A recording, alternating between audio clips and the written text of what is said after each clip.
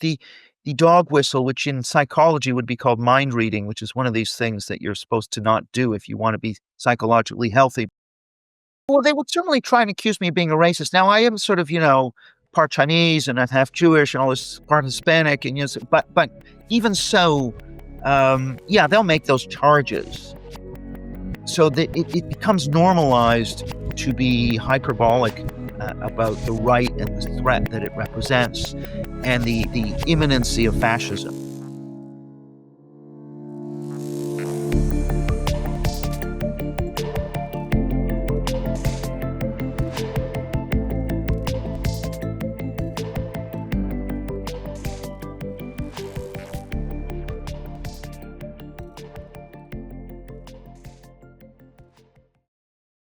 Hello, and welcome to Awake at the Wheel.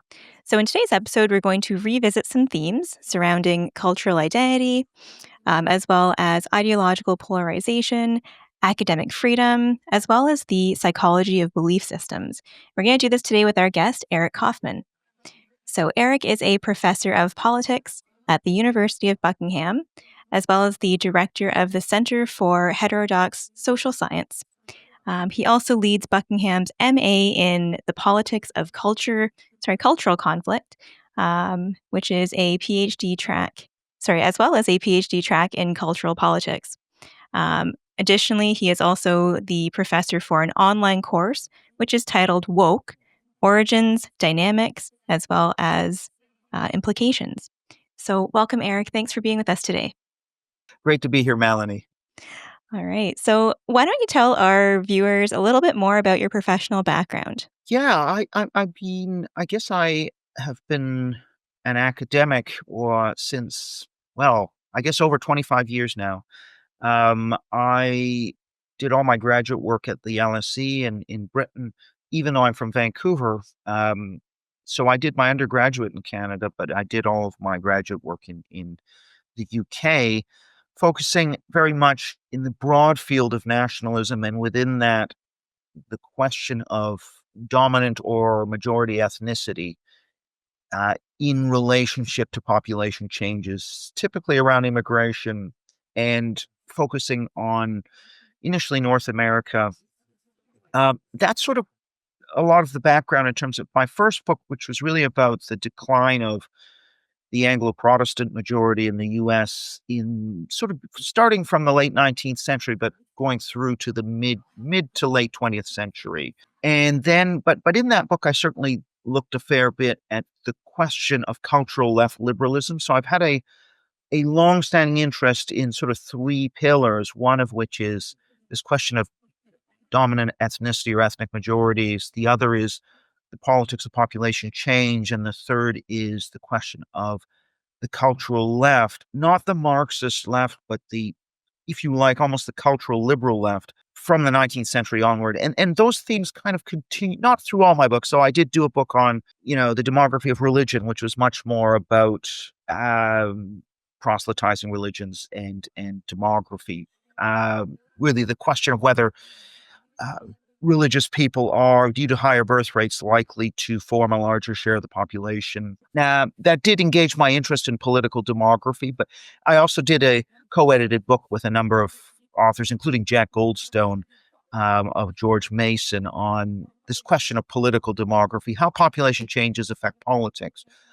And then I did more recently, I have a book on book White Shift, which is really analyzing the rise of national populism in the sort of post 2014 period. But what I would say is I'm not just a Johnny come lately to this, that my first book which was kind of written as an extension of my PhD in the late 90s, was already basically focusing on the same issues.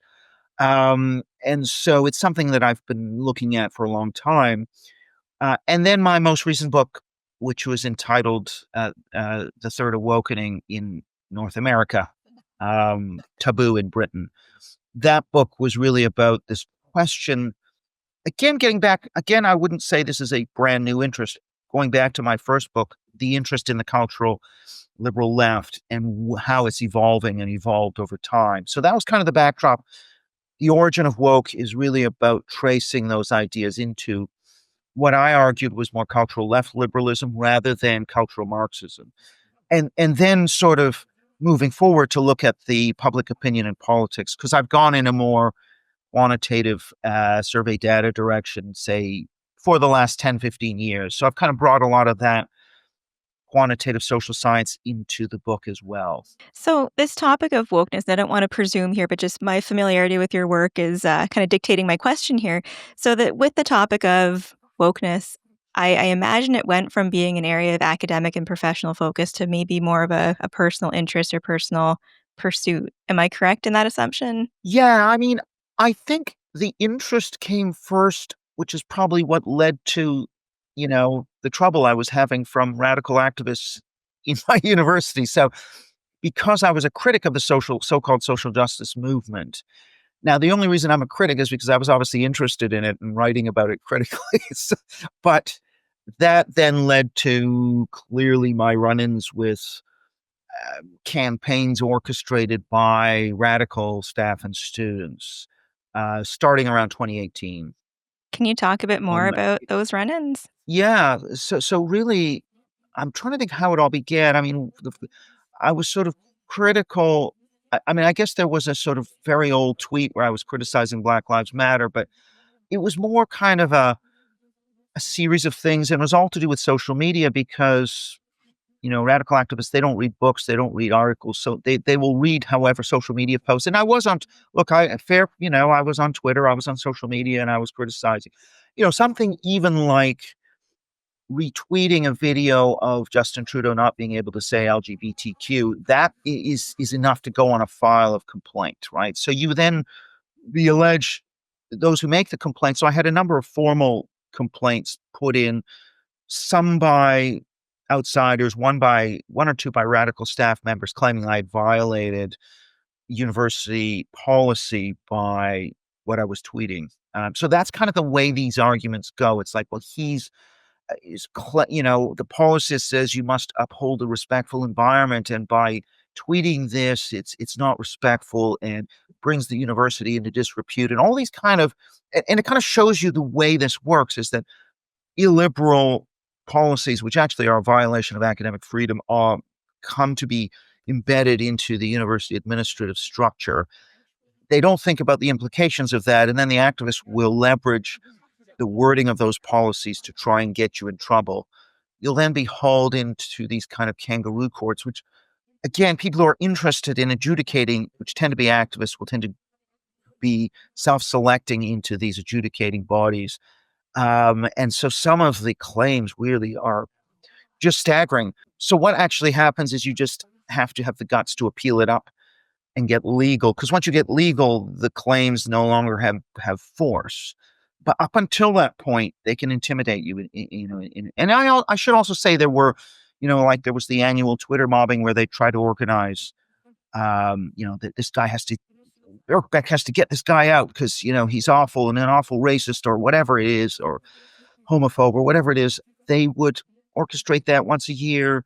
I think I got one open letter. So yeah, this is sort of the kind of tactics that I faced, and it is a small number of people who do it. The other thing I would say is that this was starting in 2018. I could feel the energy of this movement starting to wane around like 2021. So the annual Twitter mobbing from the radical student societies started to get ratioed. There were many more people opposing what they had to say. They got no support in the press. The press was very opposed. And so really they were kind of losing energy, and I could feel that energy slipping away as we got into 2022. Now, the complaints were still being made, but then by that time we had the Free Speech Union, which I could get a letter from, and that would more or less end these investigations. But the whole thing, yeah, I would say that it was a good object lesson in how cancel culture operates, and I could sort of see this. Now, this wasn't coming from my colleagues who I'd known for a long time, but what was interesting to me is, um, you know, 2/3 of my colleagues were in the union. The union is completely radical. And I think at some point the union told them they had to sign on to a complaint. So they managed to get 10 out of 15 names onto this complaint. but it was recycling the same stuff that they'd used in previous complaints that were orchestrated by the radicals. So, I mean, I think it is quite kind of because I'm quite interested in who's driving all of this, and I'm very sure that those 10 colleagues were not driving it. Even if they signed up to it, maybe perhaps because the union told them they had to. I don't know, but it really comes from a small number of very committed activists who can leverage. But the other part of it is that they can leverage a couple of things. One is the HR language of policies, administrative policies, and two, a certain level of sympathy amongst the left liberal majority within academia, so they can kind of push on that to a certain degree, and they will get some support from that. So yeah, I think I sort of had an up close and personal anthropology of cancel culture. So, in the midst of all of that, and I imagine the attacks on you as an academic and as a professor and as a professional, was there ever a point where you questioned your stance on things or reconsidered your stance on anything, or were you able to stand firm throughout? I just think probably I was too much of the thing is I probably was somewhat concealing my views in the past. And then at some point I just decided, well, I'm of a certain age and I've been a full professor for at least 7, 8, 9 years. And yeah, you just sort of reach a point where you say, well, actually, I'm not going to play this game anymore. And I think once you take that step and cross that Rubicon, I don't think you can withdraw. And I think it's hard to explain why, but once you've taken that step, um, you're in it. You're in it for the long haul. And I don't think. I mean, it's not to say that I wouldn't. In the early stages, I probably might have.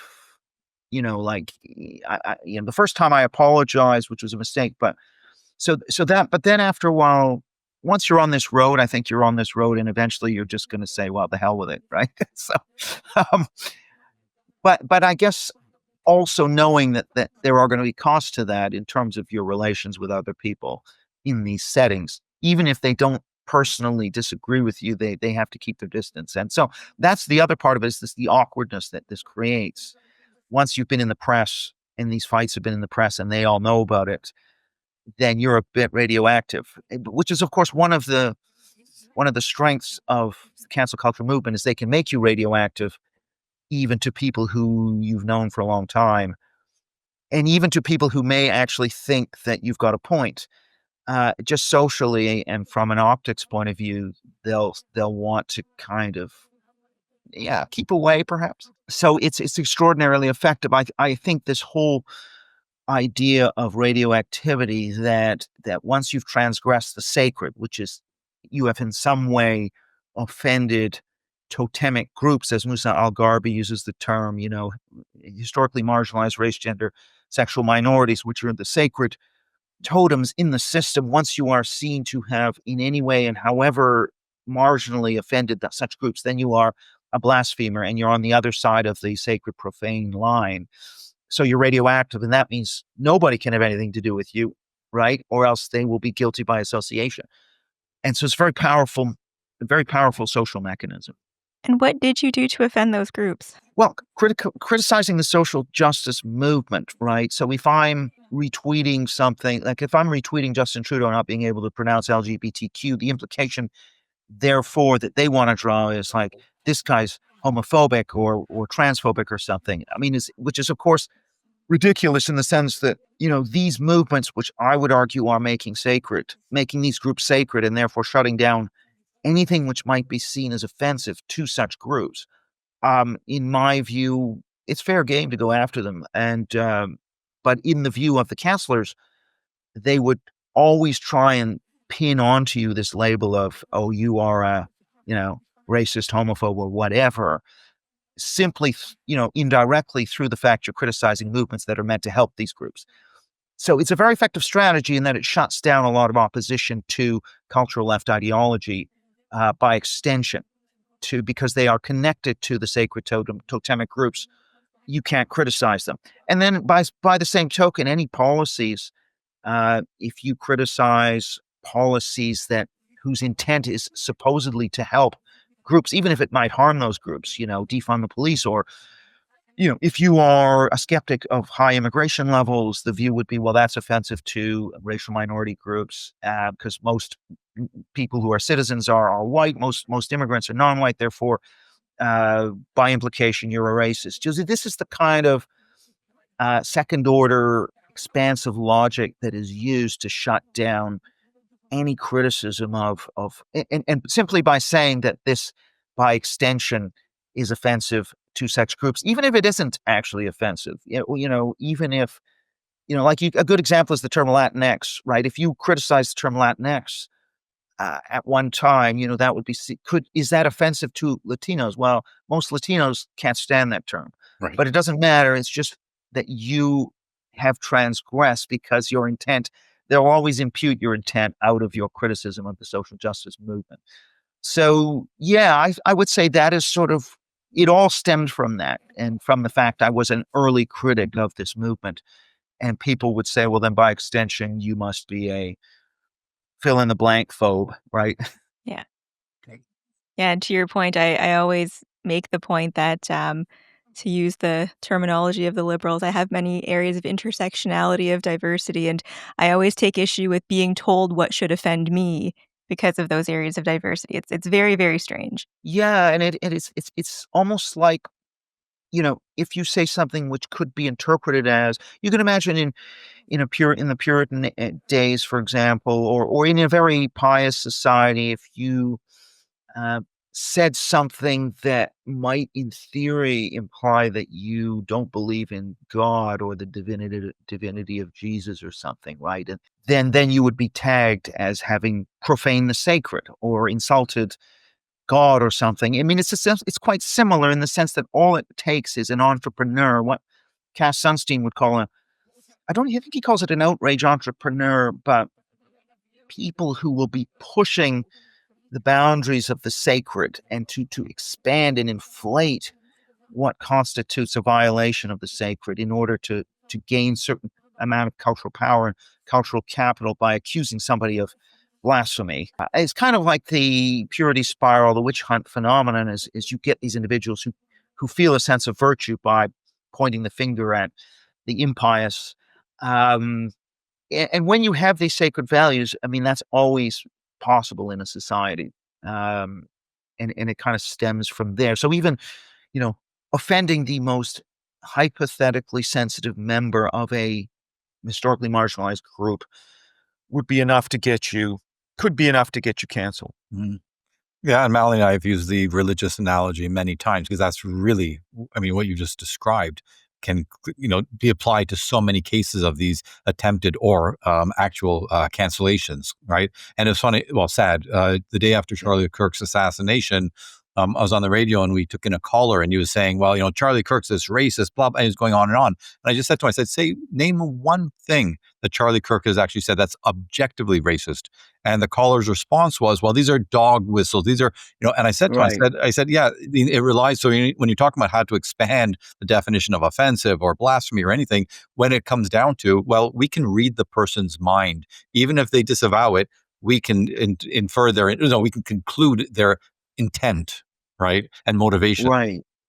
So, Yeah, that's such a good point. The dog whistle, which in psychology would be called mind reading, which is one of these things that you're supposed to not do if you want to be psychologically healthy. But yeah, getting away from the principle of charity, taking the best interpretation to taking the worst interpretation, and then basing everything on that. That's one of the sort of rhetorical strategies that you see all the time, right? And yeah, that does seem to be central to this movement. But equally, I think the attempt, to push the boundaries of the sacred, to expand the meaning of racism, for example, to include so-called microaggressions.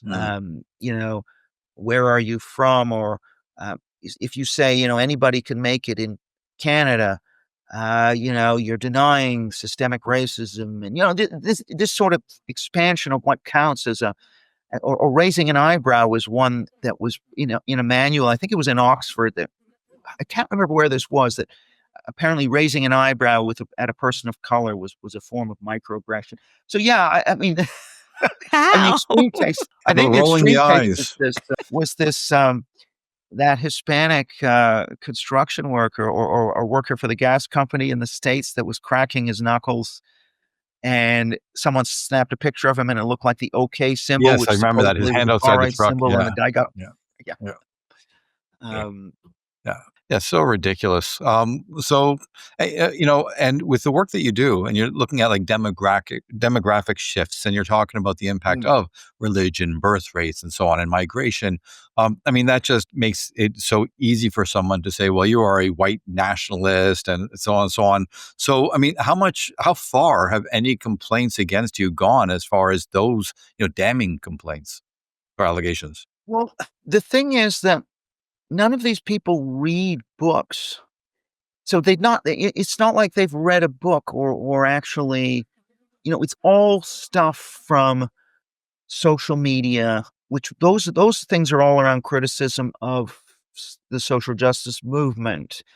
I'm trying to think what else that there have been some. Oh yeah, so yeah, I mean, again, one thing was I was reviewed Douglas Murray's book in the Financial Times, and there was this phrase, and really he's talking about wokeness basically, and saying that I think it was The Madness of Crowds that I was reviewing, and I said, we need to slay this dragon.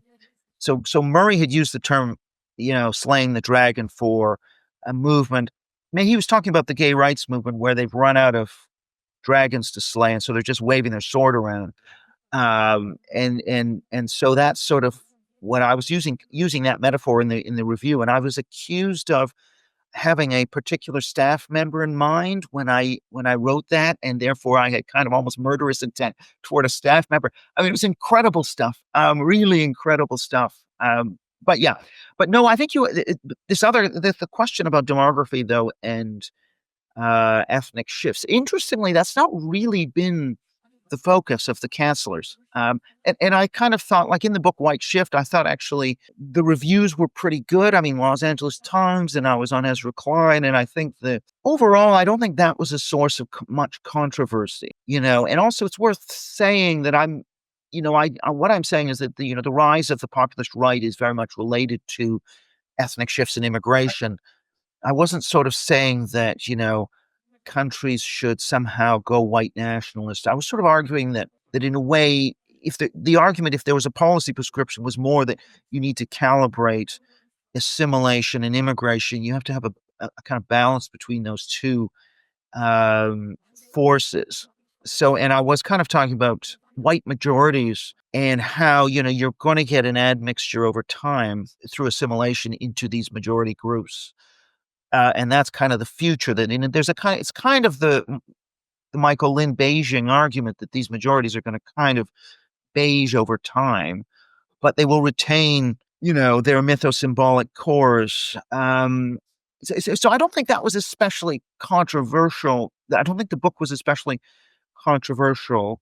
Um, I think, and actually, interestingly, pointing out that the cultural side, the cultural psychological, is really the driver of the rise of the populist right, was quite congenial to somebody like Ezra Klein, who was making the same argument and running up against certain critics on the right who would say, no, this is all about economics and the left behind. A kind of Steve Bannon argument, which, if you look at the data, if you do any data analysis, I think was pretty thin. And so I think I don't think any of that was actually particularly controversial. Um, People might take issue, but I think that the weight of the evidence is pretty substantial, that this is not an economic class-based movement, even though sometimes that's used to legitimate it. I don't think that's really the driver. Okay, but your answer it was full of nuance and evidence, which when the pitchforks are coming, evidence and nuance are not part of the mob, right? So I'm just surprised you escaped that unscathed. I thought that would be just perfect for them attacking you, as a white nationalist. So I'm surprised. Yeah, well, they would certainly try and accuse me of being a racist. Now, I am sort of, part Chinese and I'm half Jewish and all this, part Hispanic, and but even so, yeah, they'll make those charges.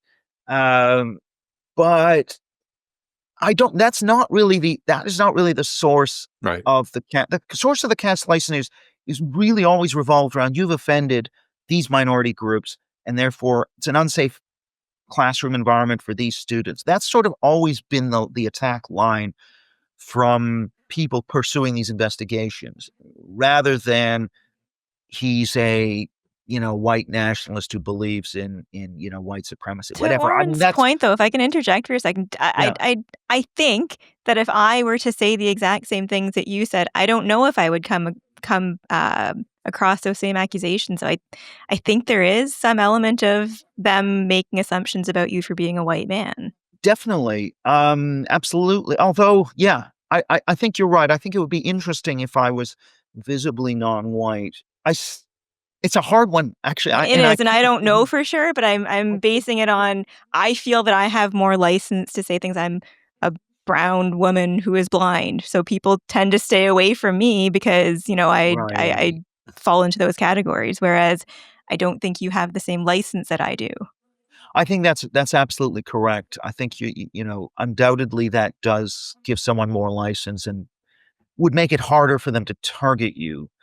Um, and yeah, I think they would try and paint me in those colors, right? As a here's a white guy who's a white nationalist. But in terms of the evidence that they would marshal for these investigations, it's focused very much on harm to specific groups Right. rather than this guy is in league with Nick Fuentes or Camus, great replace. It's not been that line of attack. Now I have seen that line of attack on in other cancellation cases. The Kaylin Ford case in Alberta. That was the attack line. There was like, oh, she's saying stuff that sounds like, the Great Replacement, and so that could be in theory a line of attack. That's just not really the one that I got. But it could well have been. I Hmm. guess they could have probably, if they, of course, they don't read books, and if they had read the book or read some more in-depth things, maybe they could have plucked out a few sentences and stitched them together in certain ways to go after me in that. But I think that's a harder one. In a university context, if you advocate for the Great Replacement, it's a bit abstract, like, as opposed to you've offended group XYZ and created a hostile environment for those groups. That is the sort of Hmm. better way to play it. I guess if you're trying to get somebody out of a job, then that's probably the cleaner way to go. But with that angle of attack, then you've offended someone, right? Yeah. How have you? I mean, because you are relying on evidence, which I said it doesn't seem to hold much weight in these when you're being attacked by these people. But how, like, what has basically kept you safe from the mobs? Is it just the evidence? Again, if someone's saying you've offended this particular group, it doesn't matter what your intent is; they're offended. How do you defend against that? Well, you can't offend. You can't defend against, like, if somebody's offended because I retweeted that Justin Trudeau tweet or criticized Black Lives Matter. I can't really defend against. I can't get inside the head of this individual, but I think even the kangaroo court would understand that just proving offense. I mean, even these clowns at the lower level would understand that's a bit thin. So I would say, even though they are ideologically biased and they make some outlandish claims, like that one about slaying the dragon, I there is also a sense in which, okay, they have to at least sound a bit legal, so they have to at least kind of make a case. And so I think just saying someone was offended, they would have to say, you've violated this policy, therefore, by creating a hostile environment and not respecting, and so I guess that standard is a little bit higher, and even people who are ideologues probably, at least in that formal setting of a university hearing, would have to try and adhere to quasi-legal, not legal, but quasi-legal sounding language. So I think it's probably a little thin just to say you've offended, but they have to try and sort of gin it up into something that is a hostile environment, and that you're creating a terrible environment for somebody who's at work and study in the university. So this is kind of where they would have to go with it. So offense is on its own probably wouldn't be enough. Okay. Was there any form of like verbal reprimand? Did they give you suggestions to tone it down? Like, what was the outcome?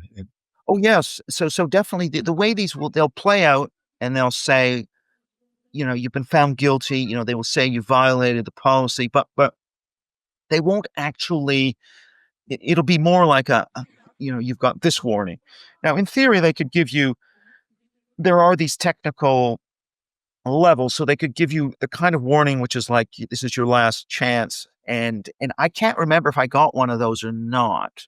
But they want the because they then have to make this. It does take on a quasi legal coloring because I had representation with me Mhm. certainly after the first hearing, and therefore I think they're aware that if they make a charge, it's potentially legally actionable. And so when it came down to handing out the sentence, that was always very vague.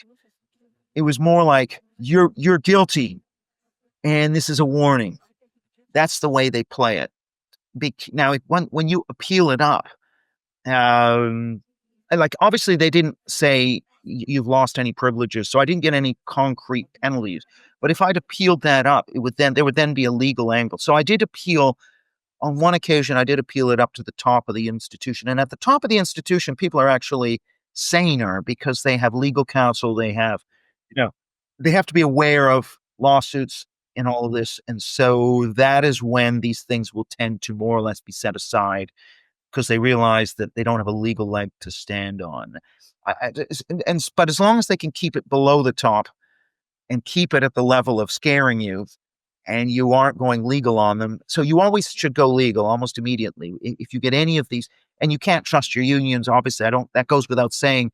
The unions are on the side of the chancellors. You need to have outside unions. So in Britain, the Free Speech Union, and in Canada now, there's the Free Speech Union Canada. I think that's who I would trust if I was on the hot seat. So I sense, Eric, that you managed to not take this personally. So I guess my question is twofold. What do you think is the biggest misunderstanding that folks have about you that's finding you in these situations? And how do you manage to not take it personally? Well, I wouldn't say I don't take it personally in the sense that people who accuse me, I very much do take it personally.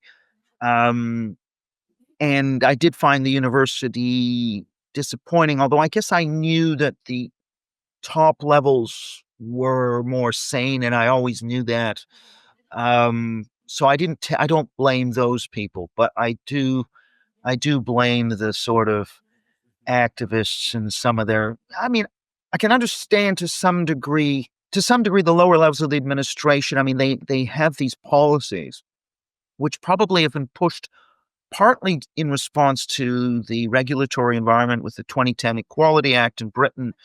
Maybe that's when these things were adopted by HR, or perhaps the DEI committees pushed the agenda and then they adopted it after the DEI committees reported. Um, I do blame those procedures. I guess the particular individual who happens to be, let's say, the dean of the faculty. I do understand that they're in that position where they're being impinged upon by a number of different forces, and so it's harder necessarily. I still did take it somewhat personally with that individual, but I didn't really. I could also see that they were under certain kinds of pressures institutionally.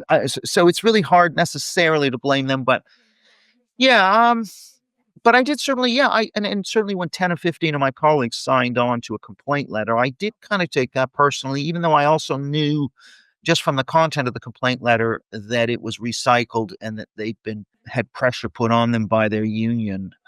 So it's a tough one. I mean, I take it somewhat personally. I Hmm. don't take it extremely personally from those people. Yeah. And I guess the follow up to that was um, what do you think people are misunderstanding about you and your stance and what you talk about? Yeah, I think. Well, that's a good question. So what are they not understanding? Well, again, I would always try and draw a line between criticism of the social justice movement and criticism of the objects of empathy of the social justice movement. That is, you even take something like defund the police, right? Defund the police cost thousands of black lives. Like, if you actually cared about black lives, would you support something like defund the police? So in a way, you have to sort of, most people don't have a problem. It's only a small number of progressive individuals that actually make these equations that if you criticize the social justice movement, you must be criticizing historically marginalized groups, right? Most people aren't going to think that, but I think understanding the difference between those two things. Like, I'm a very strong critic of the so-called social justice movement. I'm not a strong critic of historically marginalized groups, who I think would be helped more by a focus on resilience rather than fragility, and the emphasis on fragility. And in fact, you just have to look at the outpouring of books from the likes of John McWhorter and Coleman Hughes, and a lot of, say, certainly Black intellectuals who've been saying these policies have been failing us for 60 years. Affirmative action is failing us by misallocating Black students into environments they're not suited for, and therefore they drop out. They don't become scientists. Their earning power is affected, or education. If you don't separate the bad apples or criminalize the bad apples, then you can't allow others to flourish in those communities. So yeah, I think there are enough, and certainly there are many, obviously, gay and lesbian anti-woke writers. There are many Black anti-woke writers. There's obviously a very strong social justice criticism coming from minority groups. Now, that's not going to register with a social justice warrior, but I think it will register with the 90% of the public that are not in those uh, fervid environments. Okay, and just one side note, because when you mentioned about the negative impact, the unintended consequence maybe of the civil rights movement, or DEI programs and so on, right? I mean, I just posted something the other day. I mean, Charlie Kirk, who talked about that, and he was using numbers, he was talking facts, like he was saying, like this is what has happened in the 60 years since, and that all over social media got posted as he doesn't like Black people. He's this. It got so it was so ugly, the distortions that were made of his words, which if you step back and heard them and go, okay, there seems to be some merit in that. Let's look at the evidence. Yet he was tarnished, as a racist for those Right. same words. So, Because look, I think, and this really all goes back to, Shelby Steele's book, Work on White Guilt. He noticed that after what happens with the civil rights movement, which is, of course, very important, very necessary, and leads to equal treatment, it very quickly tips from equal treatment into equal outcomes and the need to discriminate in order to achieve equal outcomes. And it tips over also, once you have this norm against racism, it's not just a norm that's proportionate and nuanced. It's a very black and white, you cross the line, you're canceled, very much a taboo. That was the character of the anti-racist norm that came in. It very much came in like, you are, if you cross a line, which is very arbitrarily defined, it's a one strike, you're out, you're a pariah situation. And so it became a sort of radioactive zone. And if you got any of that radioactivity on you, you became radioactive. And so that kind of totalizing, what that creates is a very totalizing world in which there's black and there's white. And it's very easy to accuse you. It's much harder to get the radioactivity off you than to get it attached to you in the first place. And so it's very easy for people to accuse Kirk of being, a racist than it is for him to disavow that and say, I'm not a racist, right? I mean, it's very difficult. Right. And obviously there are still, there are real racist things that can be said and that people say. So that goes without saying. But the inflation of this concept that's taken place under the influence of, I would argue, the cultural left has moved in this direction. You look at the term microaggression. There's work on by Nick Haslam, the psychologist, on this idea of concept creep, prejudice, trauma, bullying, all of these words which used to mean something more specific in psychotherapy. The meaning of that has expanded greatly, and it's not an accident that sort of psychotherapy and the mental health industry has seen an expansion in the meaning of all its terms, and the medicalization of mental health or medicalization of personality extremes that would not have been considered Right. mental illnesses. And and that therapeutic culture very much has influenced the cultural left, so that they're taking on board all of these extensions and expansions extensions and expansions and applying them politically. And this is where it becomes so easy to call somebody a racist and for that to stick and for people to then think that guy's radioactive. It's dishonest. But part of it is because we are in a victimhood culture, as Manning and Campbell describe it in their book. You know, the victimhood culture, which has taken over from the more resilient culture that was there before, the presumption is always against the accused in these situations when you're talking about the sacred groups. And so until we fix that problem, I think we have to decenter and desacralize these particular groups and move away from a victimhood culture to a culture that expects more resilience, that takes a more charitable view of people's. You should start with the most charitable interpretation of person's words. And then if there's a pattern of behavior over a long period of time that's credible, then you can move towards a more suspicious approach to mind reading. But I would say that, you know, we've really lost the what Campbell and Manning call the dignity culture based on resilience, has really given way to the victimhood culture. And as long as that's the case and that's dominant, they have the cultural power. Because they have the cultural power in the institutions, they can establish norms. They can say, okay, the new word is Latinx. You must all, you know, use that term, or you know, and everyone has to use that term to get to fall into line. Because it's a bit like if you have political power, you establish the laws. If you have cultural power, you establish the norms. And the cultural left has acquired that power. Um, and until that can be moderated, I think we're always at risk of this. Well, yeah. In addition to the laws and the power, the other thing that you've alluded to numerous times is the language. When they have control of the language, and, and George Orwell Mm, spoke or wrote about that so eloquently, about the distortion and manipulation of language. And I think that's what we really are seeing.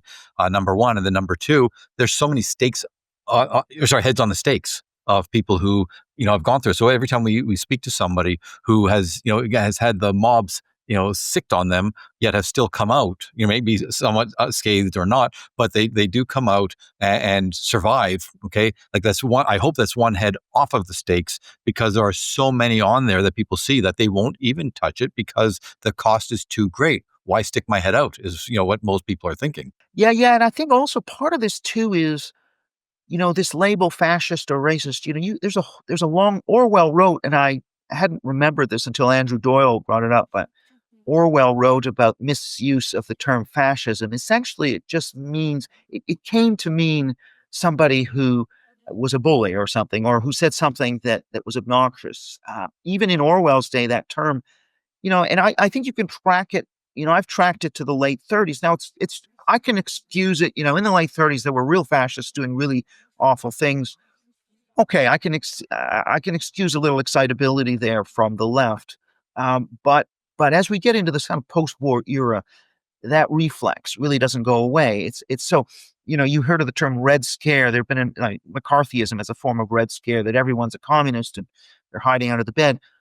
But this idea of fascist scare, which I come up with, that everyone's a fascist, and you know, if you stop being vigilant, if you give them an inch, they'll take a mile, and we'll be back to 1933 Germany. That is a sort of very well accepted trope in mainstream discourse, that you don't really have to defend to justify being engaging in fascist scare.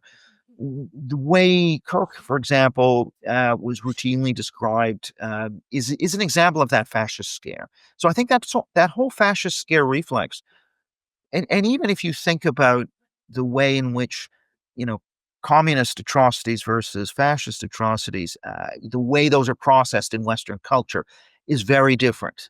There's much more of a taboo, obviously, around the fascist stuff. And I'm, you know, I by no means want to defend, you know, those people. That is a risk, no doubt. But um, the specter of fascism and the way that that is weaponized is something that's been going on for a long time without criticism. And I do think we need to apply much more critical eye. If you look at you know, there was a paper that David Rosado um, and I did where he looked at the mentions of terms like extreme, extreme right, far right, hard right, you know, fascist right, all of these kind of, um, let's just say, emotionally extreme prefixes for the term conservative or right, and then you look at the same for left or progressive.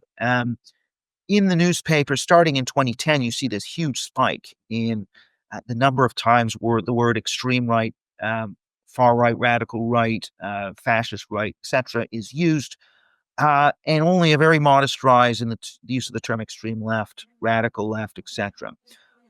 So that it becomes normalized to be hyperbolic about the right and the threat that it represents, and the imminency of fascism.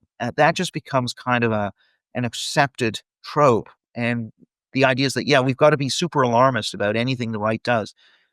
If they have a protest, that's tantamount to fascism. If the left has a protest and a riot, that's just, letting off some steam. This sort of double standard very much exists, in part because, we haven't yet as a society properly applied a critical lens to um, catastrophism about the right. And I think that undoubtedly is a factor in the environment behind Kirk's murder. I think that that level of catastrophizing alarmism around fascism, attaching that label to anything on the right, it creates a certain structure, which certainly I would say was a motivation for this killer.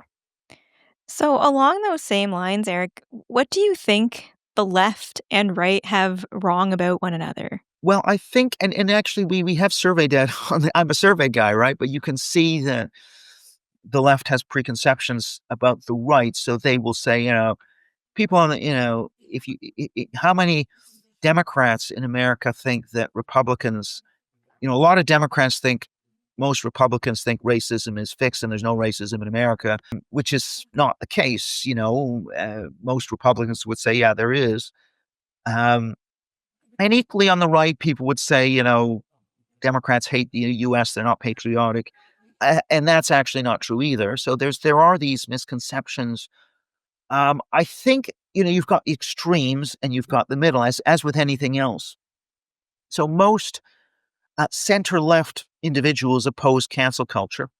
I don't think most people on the right appreciate that. So there's a very big difference between the white hot cancel culture activist left and the broader swath of left wing voters, for example. The center left is very different from the far left on cancel culture. In terms of the right, the number of people on the right, even populist right voters, the number of people who say that you have to be white to be British or American or French or anything like that, is generally under 10%. The opposition to interracial marriage is at a similar level.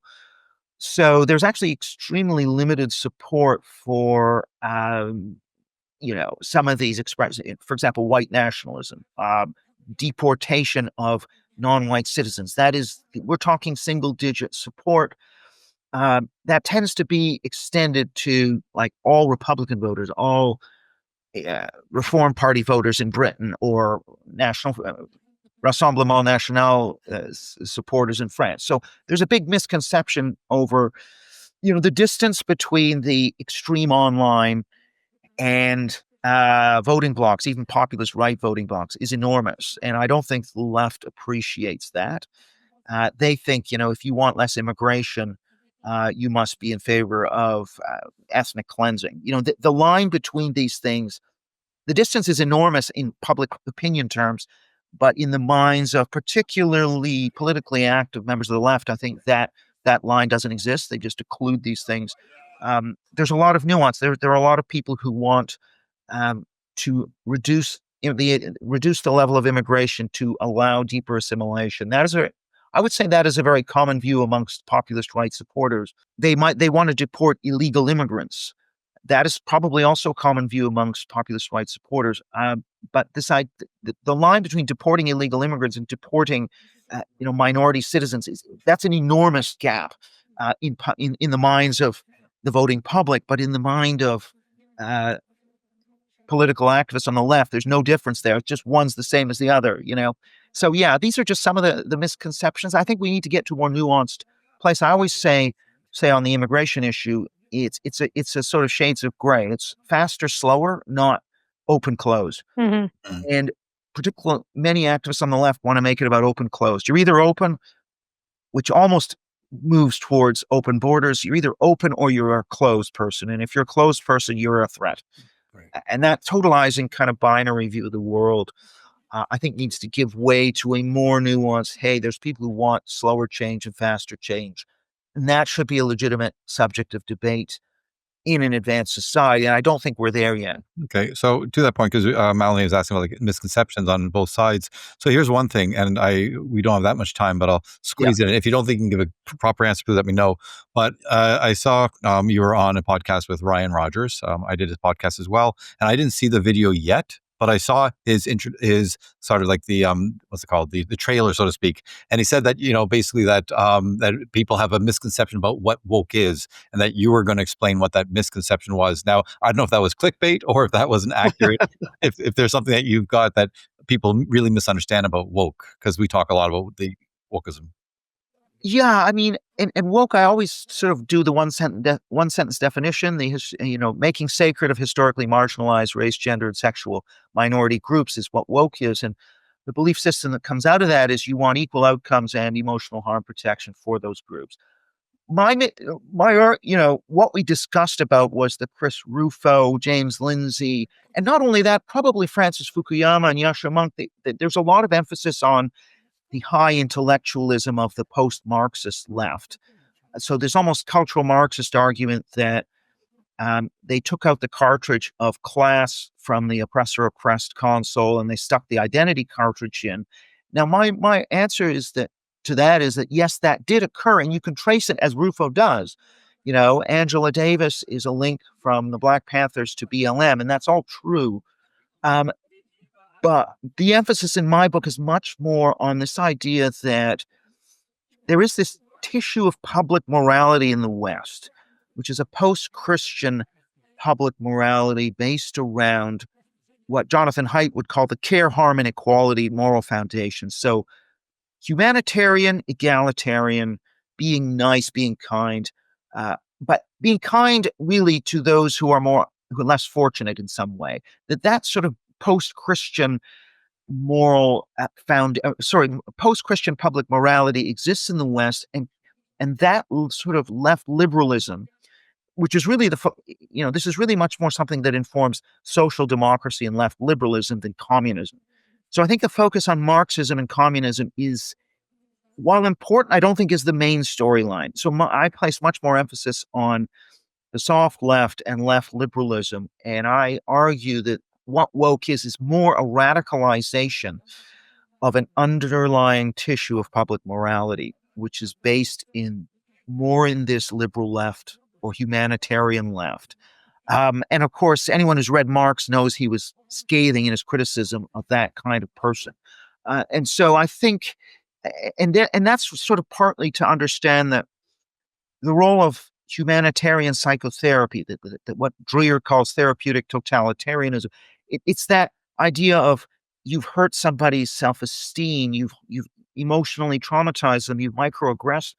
All of that stuff has nothing. There is no source in cultural Marxism for that. I don't think you can, and likewise, I think you can look at affirmative action, you can look at speech codes, political correctness around language. None of that stuff really has a root in the more critical theory-based argument. So does somebody say, well, you shouldn't use a microaggression because that upholds a structure of oppression which upholds systemic inequality? I mean, that's a very intellectual argument. I don't think that's really what's driving, let's say, most of Seattle voters to, or a majority, bare majority, to support defund the police.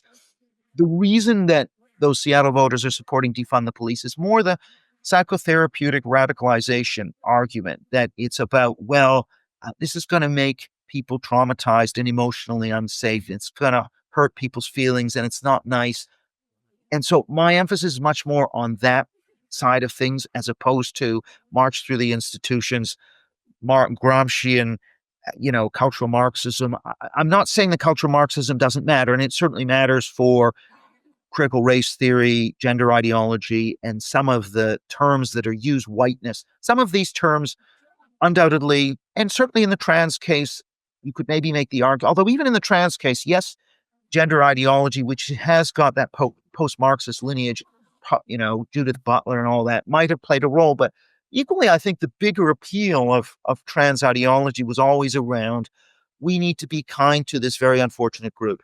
Mhm. And that kind of humanitarian extremism, in a way that, as it's applied, so we must less let them into women's sports and women's prisons and so on. That is, I guess that humanitarian extremism is something that I point to much more than this intellectual system of critical theory, which I don't see. I see as to some degree legitimating the emotional drive that's coming from this, overheated humanitarianism.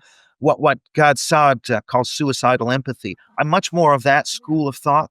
That this is kind of also my view is that this is coming up from below as a mind virus. Again, something that people spread to each other and peer-to-peer pressures. It's much more of an emergent from below phenomenon rather than a clique of people who say, okay, we're going to march through the institutions, we're going to take over the universities and take over the bureaucracy.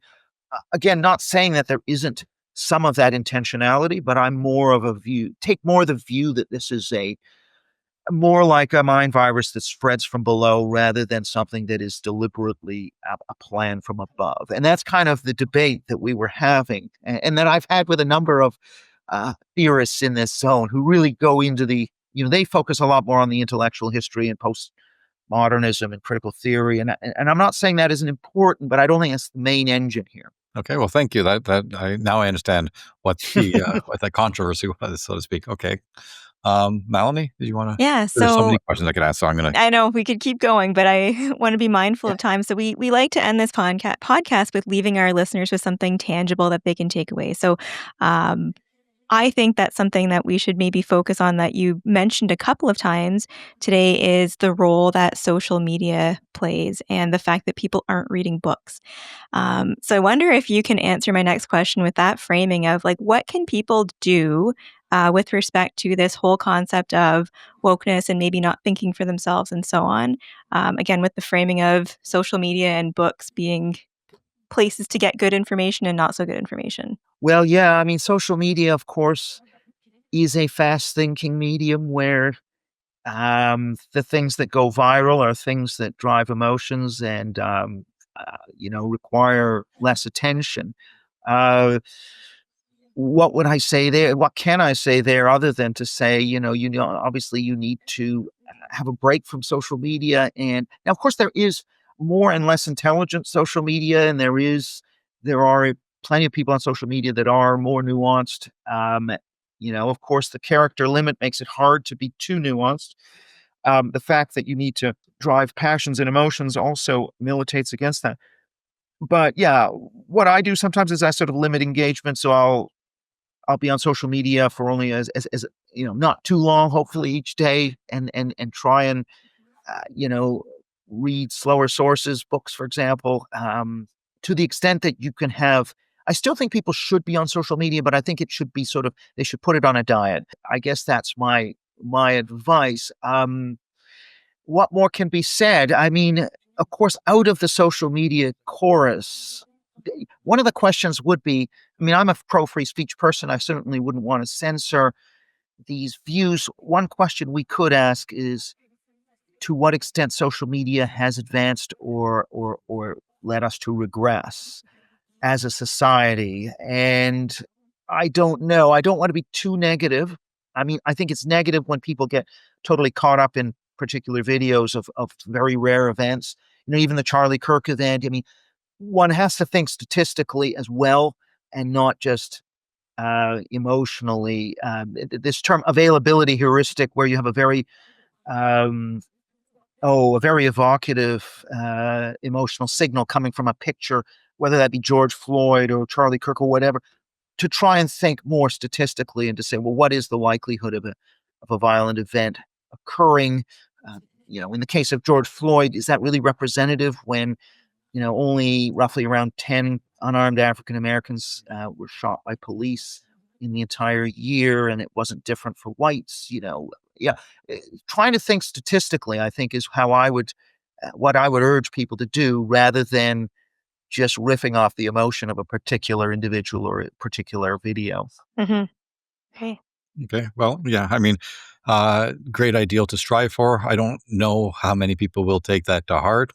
I mean, and the George Floyd example, just I hate to say it, but you brought that up. And when people were polled and asked how many unarmed, black people were killed by police every year, like the numbers were in the thousands. Sometimes it's just Right. I even heard some people say million. Like it's insane because again, we know that far more compelling than statistics or facts are emotional arguments or emotional Mhm. evidence, right?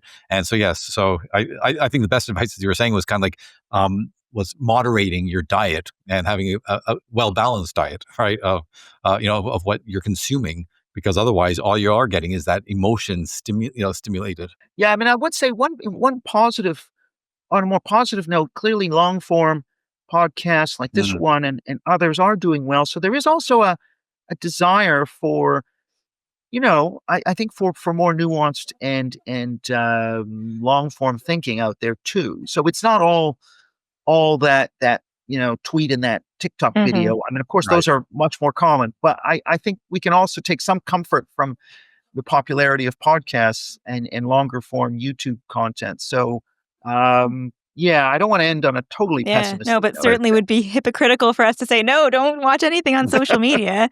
But, nonetheless, I do like that framing of maybe take a step back and look at the statistics and try to be mindful of, emotional thinking and evaluations of certain things that are happening in our world. Yeah. Okay, so on that note, Eric, thank you so much for being with us today. This has been such a great conversation. I think we've given our listeners a lot to think about, a lot of nuanced perspectives on the various topics that we explored today, so thank you so much again. Yes. Thank you for coming on. Thanks, Melanie, and thanks, Oren. Yeah, thank you. And every time we have someone like you on, really, I am so grateful because it's not just the information that you provide, but it's that you model for other people a certain way of thinking and doing, and saying, despite the risks, you do speak out. You are, you're trying to present real information to a broader audience rather than just trying to manipulate emotions. So I think that's so important. So thank you for coming Yeah, on. thanks a lot. You too, by the way. Thank you. So on that positive note, until next time, keep your eyes on the road and your hands upon the wheel.